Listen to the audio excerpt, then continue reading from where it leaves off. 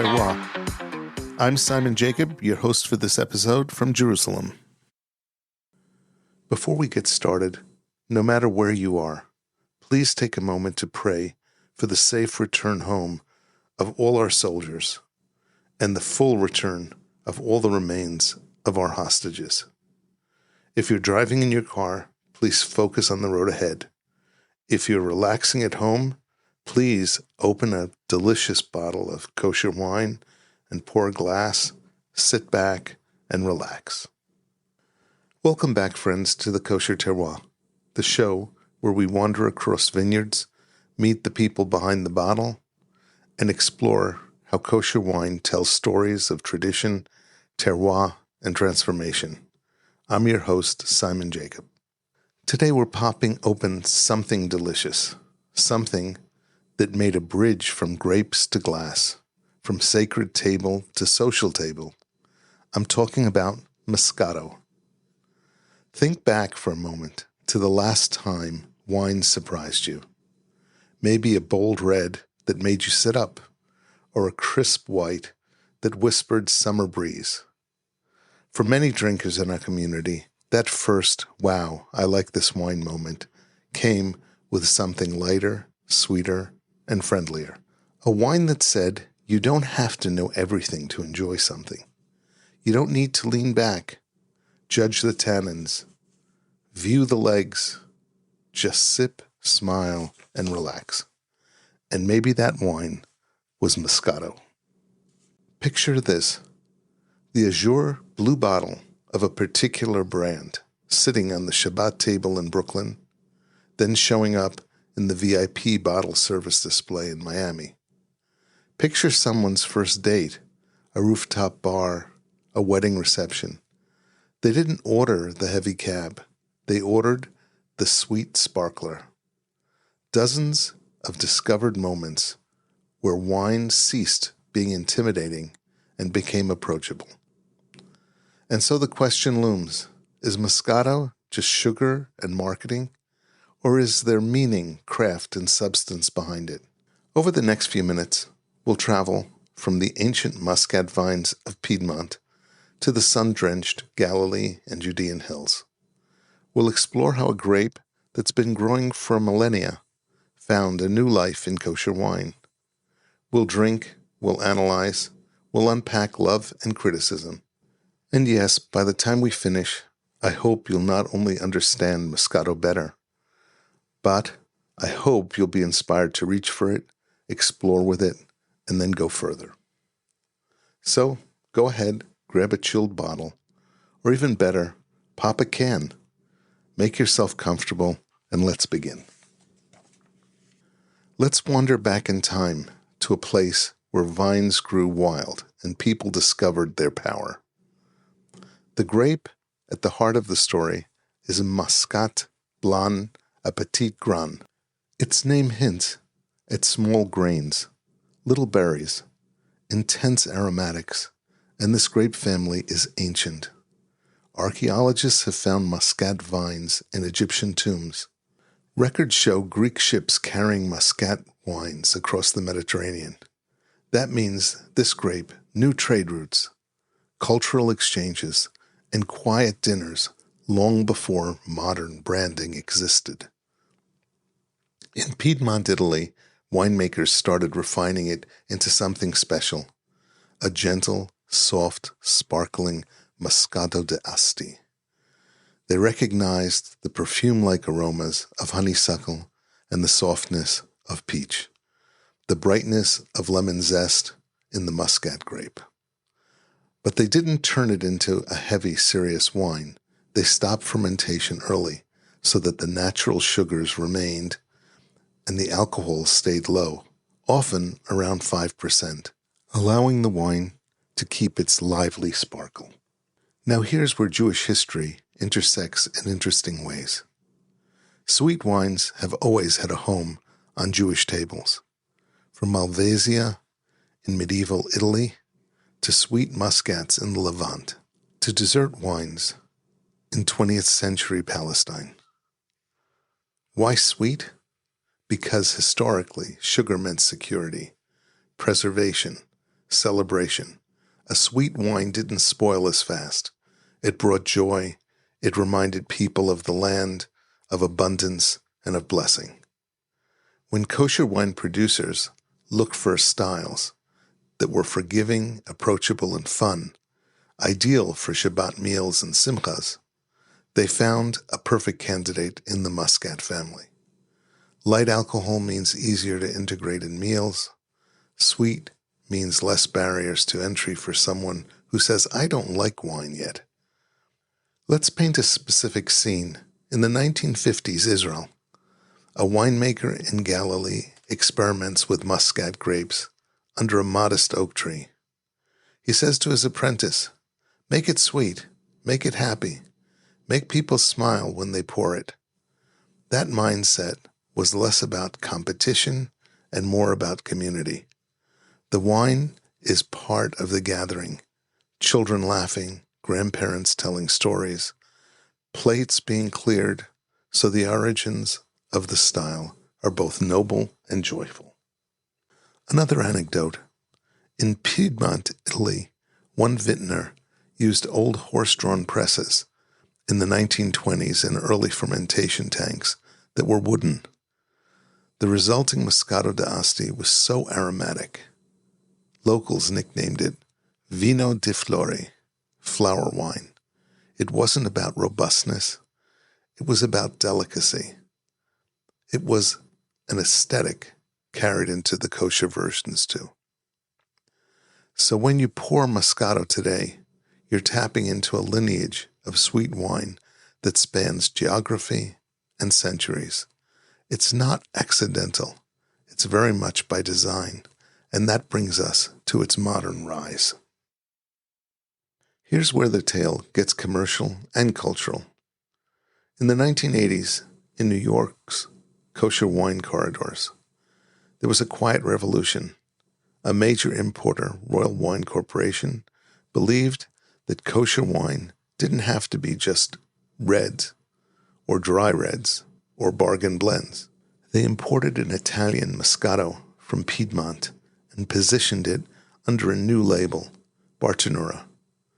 The bottle was striking, bright cobalt-blue, gold accents, Hebrew text, something that stood out on the shelf. The sweet taste made it easy for people who didn't drink wine to actually enjoy wine. Cue the 1990s and early 2000s. Shabbat tables, college parties, celebrations. It spread. And then the pop culture caught wind. Hip-hop artists name-checked the bottle. Nightclubs featured it. Suddenly, kosher wine broke outside the community and into the broader lifestyle space. To quote an unnamed Italian export manager, we went from selling 10,000 cases a year to hitting six figures almost overnight because suddenly people weren't afraid of the bottle. Today, industry estimates place Terroir Moscato's annual volume at around 10 million bottles, 830,000 cases approximately. That makes it not just a leading kosher wine. It's arguably the biggest. In the kosher segment, it's a star. But the ripple effect is equally important. Israeli producers noticed. Carmel launched their selected Moscato and later their buzz-flavored line. Tepperberg introduced a Moscato White and Moscato Red. Dalton created their Canaan Moscato, and many others followed, including some Italian labels. Together, they built a global kosher Moscato category. In the U.S., the kosher wine shelf expanded. In Israel, weddings and parties adopted sweet, light Moscatos. In the UK, the kosher wine importer shelves shifted to include bubbly cans and chilled singles. Here's the key insight. Volume doesn't mean compromise. While Moscato became a mass-market star, many of these producers maintained kosher certifications, maintained real wine production, and actively marketed to new consumers rather than solely chasing novelty. A winemaker from a family-run vineyard in the Judean hills told me over lunch, when we planted Muscat vines, neighbors said we were making candy, but then they tasted it, light, fresh, and before you know it, they passed the bottle around and said, "This is wine too." So the rise of kosher Moscato is part social, part cultural, part economic. It's a lesson in how wine can adapt and thrive in a faith-based ecosystem and then leap into the mainstream culture. So let's dig a bit deeper now, tastefully and truthfully. Myth 1. Moscato is just grape juice with sugar and alcohol added. Reality. Many legitimate Moscatos are real wines, fermented, regulated, and traceable. The same rules of viticulture apply: grape variety, terroir, fermentation, aging if any, and bottling. The main difference is style: lower alcohol, higher remaining sugar, and sometimes a gentle sparkle. Italian Moscato d'Asti is a protected DOCG designation where law demands grapes grown in Piedmont, sparkling, semi-sparkling methods, and an ABV, an alcohol by volume, around 5 to 6%. Israeli Muscat wines are serious as well, often made from Muscat canali or Muscat of Alexandria, grown in the Galilee, Golan, or the Judean hills. Production is similar to any other wine. Muscat grapes are harvested when aromatic and ripe. They're pressed gently to preserve fragrance. Cool fermentation tanks are used to slow yeast activities. Fermentation is stopped early, cooling or filtering, so residual sugars remain. Some producers retain natural CO2, the Charmat method, to deliver sparkle. Others simply tank ferment it to retain a light fizziness. Bottled, they all bottle with low ABVs between 5 and 6% to maintain the fragrance and sweetness.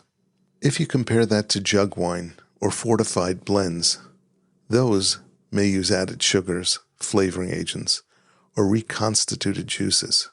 But in contrast, respected kosher Moscatos tend not to take that shortcut. They rely on Muscat grapes, aromatic juice. That's a key truth. Now for some tasting time. I'd like you to envision your glass in front of you, or go ahead and pour if you have one. The appearance, pale gold, sometimes with a silver hue. In light, the bubbles may form a delicate ring around the rim. The aroma, or the nose, is honeysuckle, orange blossom, white peach, a hint of apricot, maybe even a whiff of mint or lemon zest. You might even detect lychee or pear skin. In the palate, the taste, the first sip is light-bodied. There's a soft spritz of sparkle if the producer kept the CO2. The sweetness is clear but balanced. It's not usually syrupy unless it's flavored or an after-dinner style. The acidity keeps it fresh. Its finish is clean, delicate, lingering. Little note of blossom or sweet citrus, not heavy. It doesn't ask for chewing. It invites sipping and smiling. So what would you pair it with? Here are a few suggestions that you might not expect. Spicy Szechuan chicken. The sweetness cools the heat. Brie or camembert with fig jam. The sweetness echoes the fig and the acidity cuts. Fresh fruit salad with mint. The wine mirrors the fruits, elevates the mint. And of course, an eclair or a light lemon tart, a sweet dessert partner that doesn't overpower. It's also perfect chilled. My favorite. Pour it over ice with friends. Laugh, talk, and pour it again. It's just great. Sometimes wine doesn't always need gravitas. Sometimes it just needs a glow. Here's an insider tidbit. One Italian producer told me they once tasted a batch of Moscato and said, "This is too sweet even for us."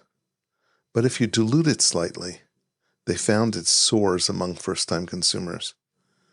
He said, "We realized we were trying to make wine for critics. Instead, we should be making wine for enjoyment."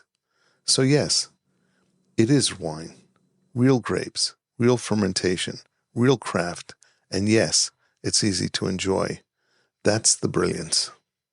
Now let's unpack the numbers and the demographics, because as someone who's tried to distribute wines in the past, I found the data tells an amazing story. In North America, the kosher wine segment remains relatively small compared to mainstream wine. But within it, Moscato has carved out a massive share. Industry estimates suggest roughly 25 to 30% of kosher retail wine volume is Moscato or Moscato style. Just think about that. 1/4 to nearly 1/3 of the shelf space. That's huge. In the US, the typical retail for a normal 750 milliliter kosher Moscato falls in the $12 to $17 range. For example, $14.99 to $17.99 for a premium Italian kosher Moscato. That's Bartonura. $11.99 to $13.99 for valued tier Israeli Moscatos, like in Carmel. Compare that to a bar cocktail, often $12 to $15 for one drink, or a bottle of mid-tier dry wine, $20 to $30. Moscato is accessible. Typical ABV, alcohol by volume, is around 5%, as we've said. That means that each sip gives you the wine experience without the heavy buzz. In a wellness era, that's a big plus. It fits brunches, poolside afternoons, and lighter evenings. Millennials and Gen Zers, drawn to sweet, approachable, portable, Instagram-friendly packaging, helps. Women, especially younger women, as the surveys show, have a higher uptake of Moscato in kosher markets among female drinkers compared to heavier reds. And lifestyle consumers, outdoor gatherings, festivals, backyard parties, Moscato fits the casual mood. In order to attract that specific demographic, Bartonura has gone into some innovative packaging. The first is they created single-serve 250 milliliter cans that they package as a group of 4. They also have 1.5 liter magnums. Also, 375 milliliter single-serve bottles, as well as sleek chilled crates with bright labels, again targeting the younger drinkers. The production geography for Moscato is in Italy, in Piedmont, Moscato d'Asti, the DOCG, in Lombardy, in Israel, in the Galilee, the Golan Heights, the Judean Hills. Muscat vineyards are planted specifically for sweet, low ABV wines. In the United States and California, there are kosher producers making Muscat or Moscato-style wines in Lodi and the Central Coast. So why is it such a strategic product? Mainly because for distributors it has a high turn rate, sweet, crowd-pleasing, and less cellaring, if any cellaring required. It has a cross-demographic appeal with both faith-based buyers and mainstream consumers. It also follows the trend of lower alcohol, sweeter taste, especially when it's in its convenient pick up and drink packaging. Another story one of the distributors told me was when they launched the 4-pack cans in 2019, they placed them next to the craft beer in Jewish community stores. Sales surprisingly exploded. People buying for summer barbecues, lake days. That cross-channel placement was significant as wine entered spaces previously reserved for beer. One woman in New York told me that this was my first wine that I liked. She'd been drinking beer over the years until someone handed her a chilled kosher Moscato, and she said, "Oh, I can do this." At a recent summer wedding, instead of heavy wine, we served sweet Moscato. Guests danced, spilled, laughed, and remembered the day. Social media snapshots showing bright bottles, pastel labels, Instagram feeds full of youthful energy. Moscato has become the image-friendly wine. Kosher community dinners. Because it's sweet and low alcohol, it bridges generations. Grandpa may prefer his Cabernet Sauvignon. Cousins prefer their craft beer. And the younger guests go for Moscato. All around the same table. So what are some of the critical voices? "It's too sweet to be serious wine," a sommelier once told me. "I won't serve Moscato to my clients. It lacks structure." "It's a gateway wine, not a destination," some critics say of Moscato. "It's just for novelty," another commented. "It's an Instagram wine, not a cellar wine. It's not even being marketed properly. The unit price for a 24-can case is worse than a 4-pack. Yes, we caught that anomaly too, and we will discuss it later. All that said, here's how I respond to both the negative and positive opinions. Sweet wines have always been serious. Think of Sauternes, Tokay, Tawny Ports. These were revered. The issue isn't sweetness, it's expectation. If you expect bold tannins, spine-chilling minerality, then yes, Moscato will disappoint. But if you expect joyful, aromatic, sociable wine, it can exceed. One winemaker told me, "We made our Moscato thinking of a dinner table. It must make people talk, connect, smile. It was never meant to sit in the cellar." That shift in purpose is extremely powerful.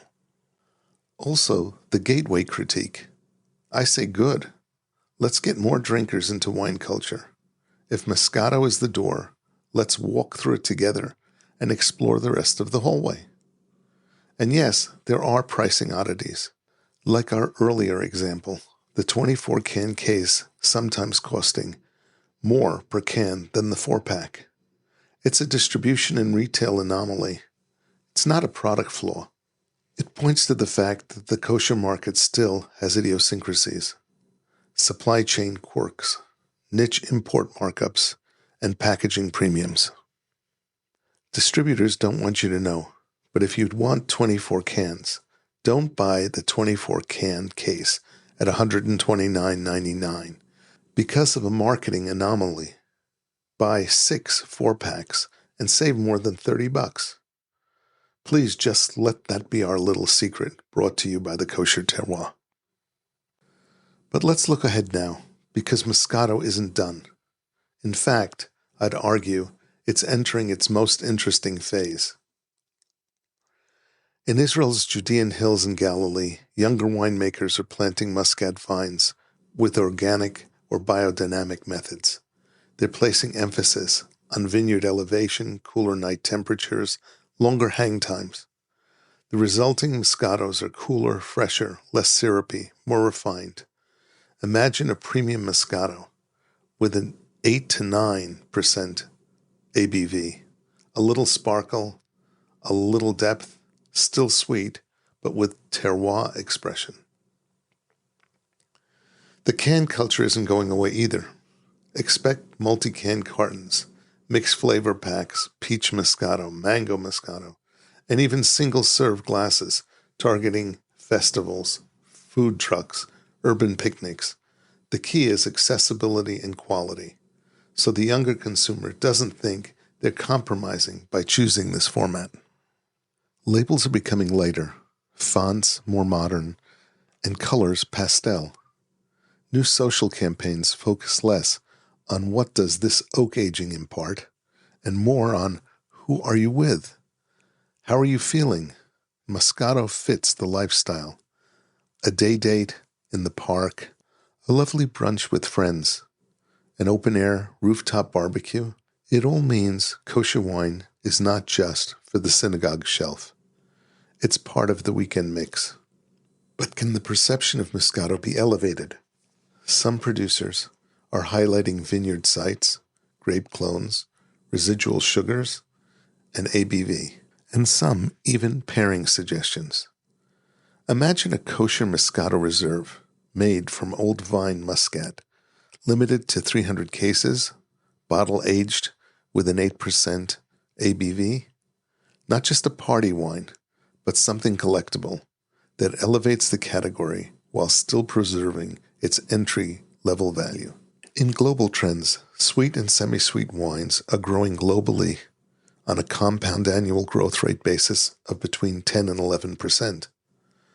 Moscato can ride that wave, but especially if kosher producers export to non-Jewish markets and emphasize low alcohol, fruit-forward taste, that opens doors for kosher wines beyond the niche. One final note, in our current moderation culture, in many parts of the world people drink less, but expect better. A 5% ABV sweet wine, served chilled, fills that gap. You can enjoy the ritual of wine without waking up the next morning with regret. That's a powerful selling point. So as you pour your next glass, remember, Moscato is not at the end of its journey. It might just be at its beginning. Here's what I hope you take away from our time together. Moscato isn't just the sweet wine you pass by in the store. It's intentional. It's crafted to bring people together, to lower the barrier, to make wine welcoming. It's rooted in tradition, ancient Muscat vines, reimagined by modern kosher producers and embraced by younger drinkers who aren't afraid to chill it and enjoy it. It's proof that kosher wine can be fun and credible, that you don't need to start with the heaviest red to feel like you're part of the story. If you're new to wine, let Moscato be your friendly handshake. Let it say, "Welcome in, you belong." And if you've been in the wine world for a while, pour it chilled, let it surprise you. You might find nuance in its sweetness you didn't expect. Before you go, I invite you to share your Moscato story. First sip, first bottle. Tag us with hashtag the Kosher Terroir on Instagram or at the Kosher Terroir on Twitter. Tell us where you were, who you were with, what made you smile. If you enjoyed today's episode, please subscribe, share us with a friend who's wine curious, and leave a review. Your support helps us keep exploring, keep educating, and keep sipping thoughtfully together. And don't forget to check out our previous episodes, where we've dug into sustainability in Israeli vineyards, explored hidden varietals like Carignan, and met winemakers who are reshaping what kosher wine means. You'll find links in the show notes. I'm Simon Jacob. Thank you for joining me on the Kosher Terroir. Until next time, stay curious, keep raising your glass, and try serving Moscato, especially chilled.